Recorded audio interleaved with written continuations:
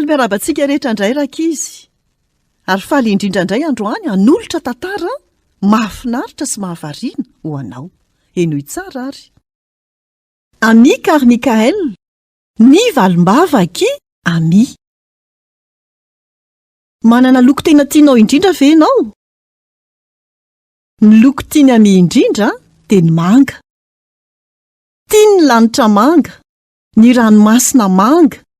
Fa ny manga tena tiany indrindra dia ilay loko manga amin'ny masony reniny. Indrisa nefa fa volon-tsokola ny masoko, hoy Ami tao an-tsainy.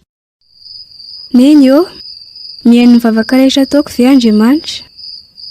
Eny ry malalako, mihaino ny vavaka rehetra Andriamanitra.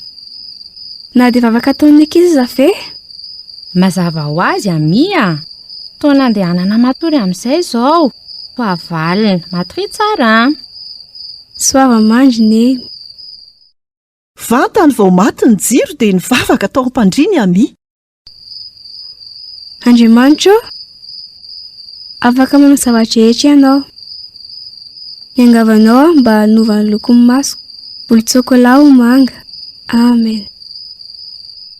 Henin'Andriamanitra ny vavaka nataony Ami, ary natoky an'izany izy. Avy eo dia resy tory izy. Ny ampitso maraina raha vao nifoy Ami dia nieritreritra ny vavaka nataony. Tsambikina avy teo am-pandriana izy. Niazakazaka nakeny amin'ny fitaratra dia nahita maso volon-tsokola roa lehibe nijery azy. Tamina alahelo no nieverany Ami fa tsy nihaino ny vavaka nataony Andriamanitra. Rehefa izany, toa ohatran'ny nisy olona miteny aminy. Ny tsia dia anisan'ny valiny ihany koa. Taona maro no nandalo. Rehefa lehibe Ami dia lasa misionera tany India. Nianatra ilay fiteny tany izy. Nihinana izay nohanin'izy ireo.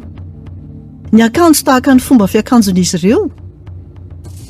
Ary mba tsy ho toy ny vahiny loatra dia tsy maintsy nandoko ny hodiny ho volontany izy. Indray andro, nisy namana iray niresaka taminy.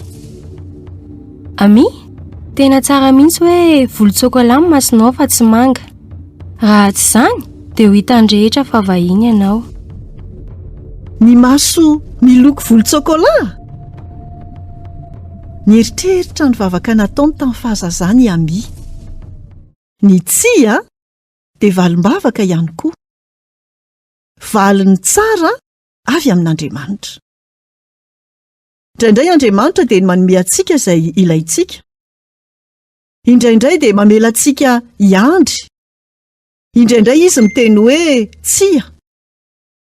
Na inona valiny, eny, tsia na miandry, dia mampiseho antsika ny fitiavany izy. Izay valiny avy aminy dia ny tsara indrindra ho antsika. Ataovy tsara ny zavadrehetra, eny ho anao ihany koa. Izay indray no anjara hafatra ho antsika tamin'ity anio ity, tahiny tompo daholo, nanolotra ny tantara zokomy.